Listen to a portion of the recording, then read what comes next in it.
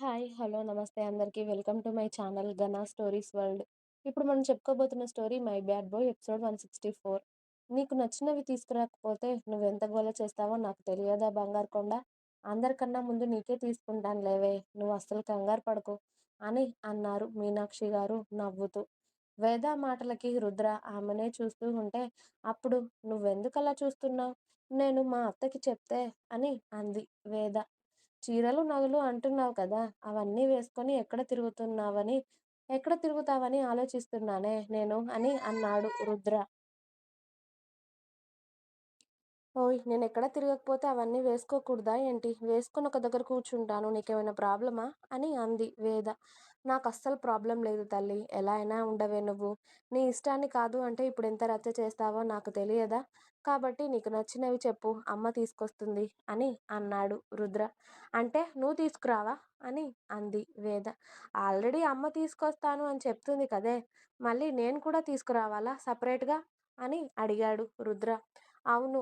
కొడుకు పెళ్లి కాబట్టి అత్తయ్య నాకు ఖచ్చితంగా కొనివ్వాలి. అలాగే నువ్వు నీ తమ్ముడు పెళ్లి కాబట్టి భార్యగా నాకన్నీ కొని తీరాల్సిందే అని అంది వేద.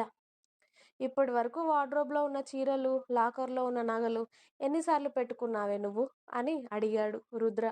నా ఇష్టం బాబు. నేనెప్పుడైనా పెట్టుకుంటాను గానీ, ఇప్పుడు పెళ్లి కాబట్టి మీరిద్దరూ కొనివ్వాల్సిందే నాకు. లేకపోతే బావుండదు చెప్తున్నా ఇద్దరికీ అని వార్నింగ్ ఇచ్చింది వేద. సరే తల్లి. నీకిష్టమైనవన్నీ కొనిస్తాం గానీ, ఇక నడు. టైం జూసావా ఎంతవుతుందో? నీకు భోజనం టైం అవుతుంది. మళ్ళీ టాబ్లెట్స్ వేసుకోవాలి కదా! అని అన్నాడు రుద్ర. ఒక్క 5 మినిట్స్ బావా వస్తున్నాను అని చెప్పి వేద ఇంకా గేమ్ ఆడుతూ, అవును చరణ్ బావ నువ్వేంటి వాళ్ళని ఏమీ అడగట్లేదు? శౌర్య బావ పెళ్ళికి నీకేం వద్దా? అని అంది వేద. నాకు కూడా అడగాలని ఉందిరా. శౌర్య అన్నయ్య పెళ్ళైన తర్వాత నెలకో 2 నెలలకో నాకు కూడా పెళ్లి చేసేయండి అమ్మా అని. కానీ అలా అడిగితే నన్నెక్కడ తంతారు అని మూసుకుని కూర్చుంటున్నాను అన్నాడు చరణ్. చరణ్ మాటలకు వేద నవ్వుతూ, నిజంగా నీకు పెళ్లి కావాలని చాలా తొందరగా ఉంది బావా. అలాగే చెప్పేద్దాంలే. శౌర్య బావ పెళ్ళయ్యాక మా చరణ్ బాబు పెళ్లి కూడా చేసేయండి అత్తయ్య అని చెప్పేస్తానులే నేను. అని చరణ్‌తో మాట్లాడుతూ 5 నిమిషాలని కాస్త 10 నిమిషాలు చేసి, ఆ తర్వాత ఫోన్ పక్కన పెట్టేసి వెళ్లి డైనింగ్ టేబుల్ దగ్గర కూర్చుంది వేద. ఇక రుద్ర అతడు తింటూ వేదకి తినిపించేసి, వేదని వాళ్ళ రూమ్‌లోకి తీసుకొని వెళ్ళాడు. వాళ్ళ రూమ్‌లోకి వెళ్ళాక ఆమెకి టాబ్లెట్స్ వేసి, పాలు తాగించి, ఆమె చెప్పే మాటలన్నీ ఓపిగ్గా విని, రాత్రి 10 గంటల వరకు వేద మాటలు చెప్తూ ఉంటే, అతని ఎదపై హాయిగా నిద్రపోవడంతో అప్పుడు రుద్ర వేదని జాగ్రత్తగా పిల్లో మీదకి అడ్జస్ట్ చేసి ఆమెను చూస్తూ నవ్వుకుంటూ వాగుడుకాయ. నిజంగా నీలాగా ఈ వాగుడు నా కొడుక్కి రాకూడదే అని వేద తల నిమిరి ఆమె నుదుటిన ముద్దు పెట్టుకొని అతడి ఫోన్ తీసుకొని బాల్కనీలోకి వెళ్ళిపోయాడు రుద్ర. రూమ్లో లైట్స్ అన్నీ ఆఫ్ చేసి. రుద్ర బయటికి వెళ్ళి జీవన్‌కి కాల్ చేశాడు. రుద్ర కాల్ చేయగానే జీవన్ లిఫ్ట్ చేసి, హలో బావా! బావున్నావారా?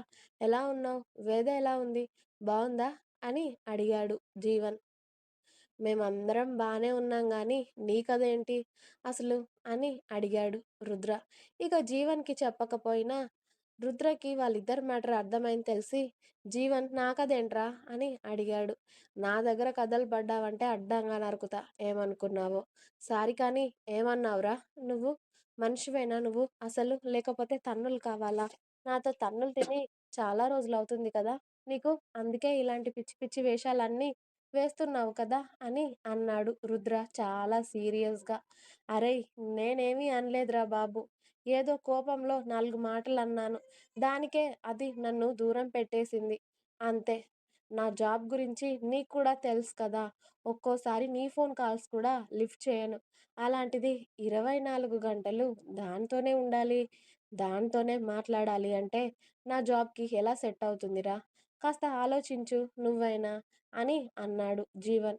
పిచ్చి వేషాలు వేయకు. వర్క్ చేసే వాళ్ళందరూ ఇంట్లో పెళ్ళాం, పిల్లలు అందరినీ గాలికి వదిలేసి తిరుగుతున్నారా?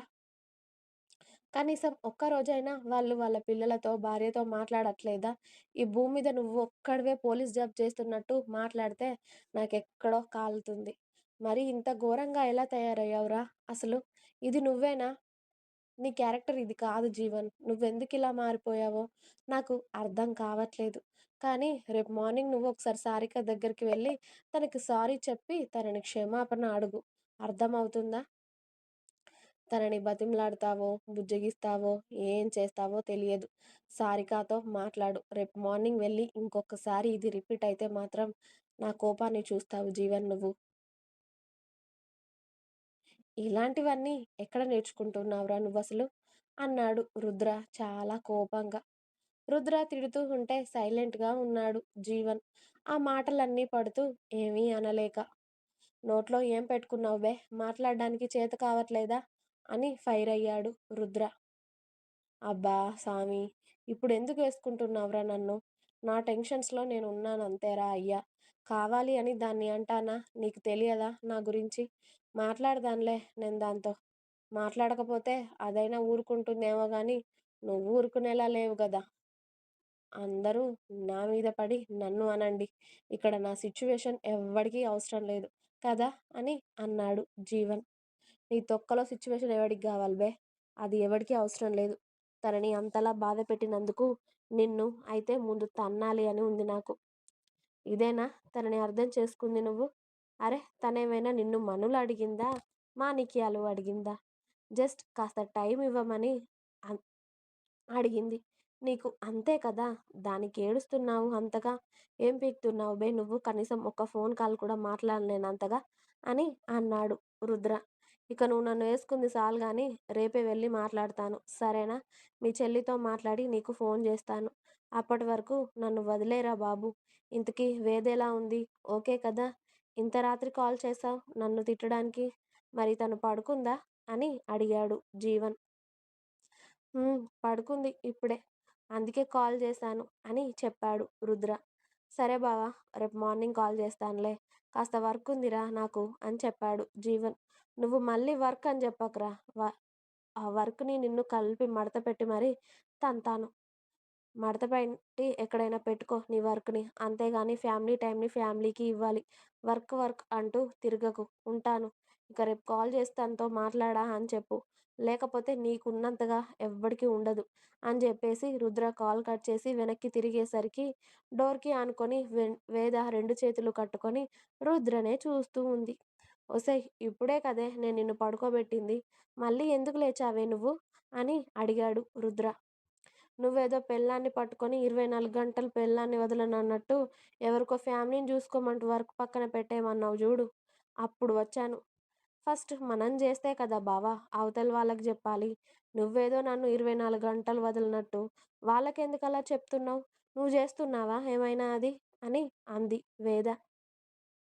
ఒసేయ్! నేను ఆఫీస్‌కి వెళ్ళినా నా వర్క్ చూసుకొని నీ టైం నీకిస్తున్నాను కదే! ఆఫీస్ టైం ఆఫీస్‌కి, నీ టైం నీకే ఇస్తున్నాను. అలా అని మొత్తంగా నిన్ను వదిలేసి అయితే ఉండడం లేదు కదా నేను అని అన్నాడు రుద్ర. అలా కాదు. నాకు పూర్తిగా నీతో ఉండాలి అని ఉంది. అలా ఉండిపోవచ్చు కదా! అబ్బే! ఉండడం లేదు. కనీసం వీడు పుట్టే వరకైనా కూడా ఉండమంటే ఒకసారి అమెరికా అంట, ఒకసారి రష్యా అంట, ఒకసారేమో ఆఫీస్ అంటావు, ఒకసారేమో వర్క్ అంటావు, ఒకసారి అదంటావు, ఒకసారి ఇదంటావు. ఎప్పటికైనా నన్ను వదలకుండా, ఎక్కడికి వెళ్ళకుండా నువ్వు నా పక్కనే ఉండాలి అని ఉంటుంది నాకు. ఇక అది వదిలేయ్. నువ్వు నా పక్కన లేకపోతే నాకు నిద్ర ఎలా పడుతుంది అనుకున్నావు? మెలుకువ వచ్చేసింది. పద బజ్జుకుందాం అని వేద కళ్ళు నులుముకుంటూ వెళ్ళి రుద్ర ఎదపైన తల ఆనించి అతడి నడుముని చుట్టుకోగానే పద ఇప్పటివరకు మెలుకువతో ఉండకూడదు నువ్వు. మళ్ళీ మార్నింగ్ నిద్ర సరిపోలేదు అని ఏడుస్తావు అని చెప్పి బాల్కనీ డోర్ క్లోజ్ చేసి రుద్ర వేదని తీసుకెళ్ళి మళ్ళీ ఆమెను పడుకోబెట్టాడు. ఇంకా ఉంది. మీకు నా స్టోరీస్ నచ్చినట్టయితే ప్లీజ్ లైక్ చేయండి, షేర్ చేయండి. అలాగే ఛానల్‌ని తప్పకుండా కొత్త వాళ్ళందరూ సబ్స్క్రైబ్ చేయండి. Please subscribe my channel 'Ghana stories world'. Thanks for watching my video. By by. Please like, share and subscribe.